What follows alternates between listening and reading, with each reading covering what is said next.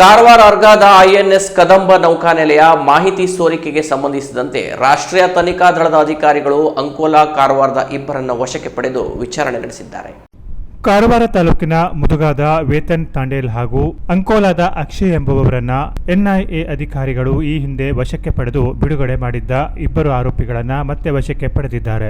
ಅರಗಾದ Seabird ನೌಕಾನೆಲೆಯ ಮಾಹಿತಿ ಸೋರಿಕೆ ವಿಚಾರವಾಗಿ 2024ರಲ್ಲಿ ಆಗಸ್ಟ್ ತಿಂಗಳಲ್ಲಿ ಕಾರವಾರಕ್ಕೆ ಆಗಮಿಸಿದ್ದ ಎನ್ಐಎ ತಂಡ ಸ್ಥಳೀಯ ಮೂವರನ್ನು ವಿಚಾರಣೆ ನಡೆಸಿ ಬಿಡಲಾಗಿತ್ತು. ಈ ಶಂಕಿತ ಆರೋಪಿಗಳನ್ನು ಪಾಕಿಸ್ತಾನಿ ಏಜೆಂಟ್ ಹನಿ ಟ್ರ್ಯಾಪ್ ಮಾಡಿ ನೌಕಾನೆಲೆಯ ಮಾಹಿತಿ ಕಲೆ ಹಾಕಿದ್ದಳು. ಫೇಸ್ಬುಕ್ ಮೂಲಕ ತಾನು ಮರೈನ್ ಅಧಿಕಾರಿ ಎಂದು ಪರಿಚಯಿಸಿಕೊಂಡಿದ್ದ ಈಕೆ ಶಂಕಿತ ಆರೋಪಿಗಳಾದ ಸ್ಥಳೀಯ ಮೂವರಿಂದ ಸಂಪೂರ್ಣ ಮಾಹಿತಿ ಪಡೆದಿದ್ದಳು. ಹೀಗೆ ಸಂಪೂರ್ಣ ಮಾಹಿತಿ ಪಡೆದ ಬಳಿಕವೇ ಪಾಕಿಸ್ತಾನಿ ಏಜೆಂಟ್ ಮಹಿಳೆ 2023ರಲ್ಲಿ ಫ್ರೆಂಡ್ ರಿಕ್ವೆಸ್ಟ್ ನೀಡಿದ್ದಳು. ಈ ವೇಳೆಗಾಗಲೇ ಈ ಯುವಕರಿಂದ ಸೀಬರ್ಡ್ ಪ್ರದೇಶದಲ್ಲಿ ನಡೆಯುತ್ತಿರುವ ಕೆಲಸ, ಯುದ್ಧ ನೌಕೆಗಳ ಮಾಹಿತಿ, ಆಗಮನ ಹಾಗೂ ಹೊರಡುವ ಸಮಯ, ಭದ್ರತೆಯ ಮಾಹಿತಿ ಈ ಏಜೆಂಟ್ ಪಡೆದಿದ್ದಳು ಎನ್ನಲಾಗಿದೆ. 2023ರಲ್ಲಿ ವಿಶಾಖಪಟ್ಟಣಂನಲ್ಲಿ ಹೈದರಾಬಾದ್ ಎನ್ಐಎ ತಂಡದಿಂದ ದೀಪಕ್ ಹಾಗೂ ತಂಡ ಬಂಧಿಸಲ್ಪಟ್ಟಾಗ ಈ ಮಾಹಿತಿ ಬಯಲಾಗಿತ್ತು.